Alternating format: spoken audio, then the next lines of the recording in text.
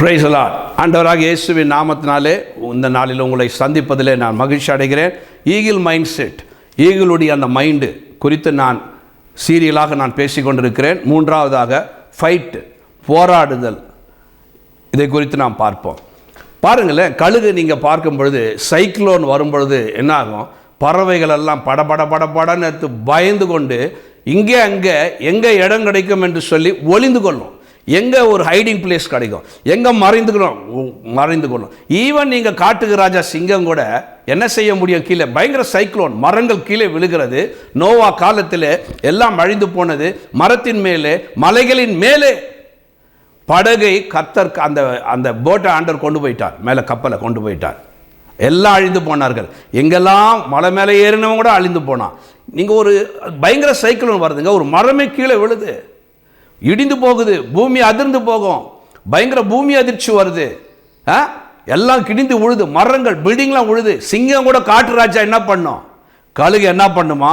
அந்த பயங்கரமான சூறாவளியில் மேலே மேலே மேலே போகுமா. பயங்கரமான இருளான மேகம், பயங்கரமான காற்று, பயங்கரமாக இருட்டாக இருக்க, ஒன்றும் தெரியாது. அது கீழே இருக்காதான், அது அப்படியே மேலே மேலே மேலே மேலே. இன்னும் நான் மேலே போகணும், இன்னும் நான் வானத்துக்கு ஏறணும், இன்னும் நான் மேலே போகணும். இந்த சைக்ளோன் என்ன ஒன்றும் பண்ணாது. நீங்கள் தேவ பிள்ளைகள், நாம் தேவ பிள்ளைகள், இந்த உலகத்துக்குரியவர்கள் அல்ல. நாம் மேலான ஆசீர்வாதங்கள், கிறிஸ்துவின் உன்னத ஆசீர்வாதங்களினால் கர்த்தர் நம்மை ஆசீர்வதித்திருக்கிறார் என்று சொல்லி நாம் பார்த்து கொண்டு வருகிறோம். அதனால இந்த கீழே பாருங்களேன், கீழே தான் இந்த பயங்கர கலவரமாக இருக்கும். இந்த பூமிக்குரிய காரியங்கள் நீங்கள் ஒருத்தர் கூட பேசுறேன்னா, ஆமாங்க என்னங்க பண்ணுறது, நடக்காது, ஓ அப்படியா, இதே கஷ்டத்தை சொல்லுவார்கள். கேட்கலாம், நாம் கேட்கலாம், ஜெபிக்கலாம், எல்லாம் பண்ணலாம். நம்ம கீழே வாழ்ந்தாலும் நம்ம மைண்ட் செட் எல்லாம் மேலே இருக்கணும். ஆமாம், நம்ம மேலே எல்லாம் மேலே இருக்கணும். எல்லாம் இந்த உலகத்தில் கஷ்டம் இருக்கும், துன்பங்கள் இருக்கும். நம்மளாம் ஜெபம் பண்ணுகிறவர்கள், தேவனோடு வாழ்கிறவர்கள், நாம் அப்படியே சோர்ந்து போய் உட்காருகிறவர்கள் அல்ல. அதனால நீங்கள் யாரோடு இருக்கிறீங்க? இந்த உலகத்தில் யாரு கேட்டாலும் கஷ்டம், துன்பம், இது பிரச்சனை, வேலை, குழந்தை, பலவீனம், சுகம், நோய், கடை, இது நல்ல பிரச்சனைகள் இருக்கும். அது மத்தியிலே தான் நம்ம வாழ்கிறோம். ஆனாலும் கூட நம்ம மைண்ட் எப்படி இருக்கிறது, நம்ம இதயம் எப்படி இருக்கிறது, தைரியமா இருக்கிறதா? உன்னதத்துக்குரிய சகல ஆசீர்வாதங்களாலும் தேவன் என்னை ஆசீர்வதித்திருக்கிறார் என்ற அந்த நம்பிக்கை, இந்த காத்து, இந்த சூறாவளி, இந்த பிரச்சனை ஒன்றும் செய்யாது என்று சொல்லி கழுகு எப்படி மேலே மேலே மேலே, கீழே இருக்காது. கீழே இருந்தால் தான் பிரச்சனை. அதுக்கு நம்ம வாழ்க்கை மேலே இருக்கிறவர்களாக இருக்கணும், கர்த்தரோடு உறவு வைத்திருக்கிறவா இருக்கணும், கர்த்தரோடு வாழ்கிறவா இருக்கணும். கர்த்தரோடு அந்த அட்ராக்ஷன், அந்த மேலே அந்த நம்ம அந்த ஐக்கியம் பண்ணிட்டோம்னா இந்த சூறாவளி பயலாம் ஒன்றும் செய்யாது. ஆமாம், அவங்களோட சேர்த்துக்கின்னு பிரச்சனை பேசுகிறோட பேசிக்கின்னு, அவங்களோட பேசிக்கின்னு, அவங்க பேசுகிற 4 துன்பங்களை கேட்டுட்டு அதோட மனது சோர்வு போய், இருக்கிறதும் பலனும் போய், இருக்கிறதும் விசுவாசம் போய். யார் உங்களுக்கு நண்பர்? நீங்கள் நண்பர்களை தேர்ந்தெடுக்கணும்னா உங்களை விட ஞானியாக இருக்கணும். சின்ன பிள்ளைகளாகட்டும், வாலிப பிள்ளைகள், பெரியவர்களாகட்டும், யாரோட நீ பழகுற? பயந்தவர்களோடு பழகிறாயா? அவிசுவாசிகளோடு பழகிறாயா? எப்போதும் பிரச்சனையை பெரிதுபடுத்துகிறவர்களோட பழகி கொண்டிருக்கிறாயா? பேசி கொண்டிருக்கிறாயா? உன் ஆவியம் தோய்ந்து போகும். நீ நல்ல ஃப்ரெண்டை தேர்ந்தெடு. இன்றைக்கு கர்த்தர் பேசுகிறார், உன்னை விட ஞானியாக ஒருத்தரை பிடிச்சிக்கோ. அப்போ அவங்களோட உரசும்போது ஞானமாக பேசுவாங்க. உன்னை விட விசுவாசம் உள்ளவர்களோடு பழகு. அப்போ உனக்கு இருக்கிற விசுவாசம் அப்படியே இருக்கும், அந்த விசுவாசமும் உனக்குள்ளே ஒட்டி கொள்ளும்.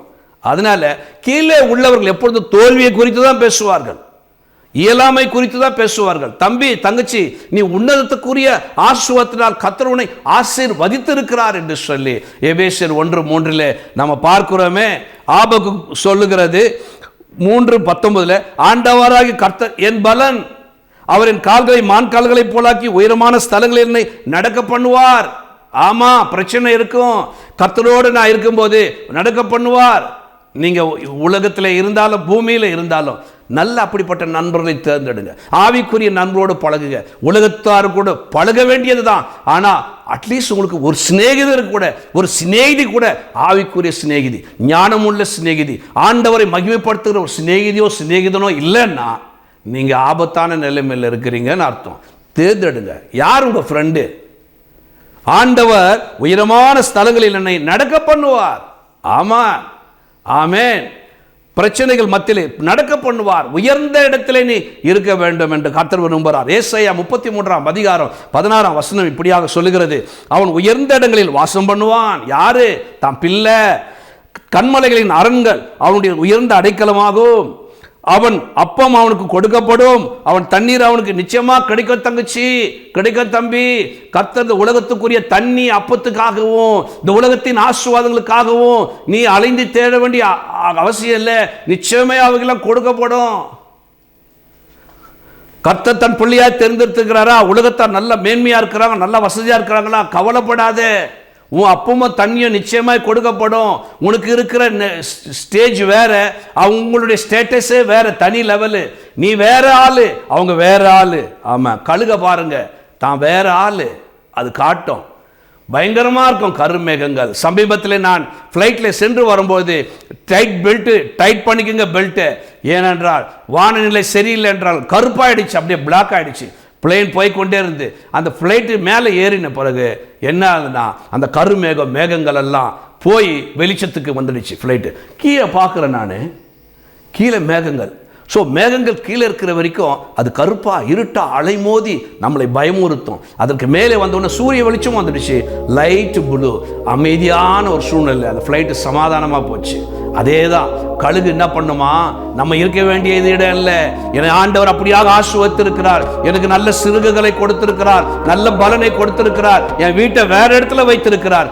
எல்லாம் உலக மனிதர்கள் கூட மிருகங்கள் கூட எல்லாம் கீழே இருப்பாங்க, நான் மாத்திரம் தனியாக மேலே போயிடுவேன். மேலே போகுமா, மேலே போகுமா, இன்னும் சோதனையா புயலா, இன்னும் நான் மேலே போகணும், நான் வானத்தை தொடணும்னு சொல்லி மேலே அமைதியாய் போய் கொண்டிருக்குமா. ஈகிள் மைண்ட் செட்டு, அந்த மைண்ட் செட்டு நமக்கு இருக்கட்டும். ஆமென்.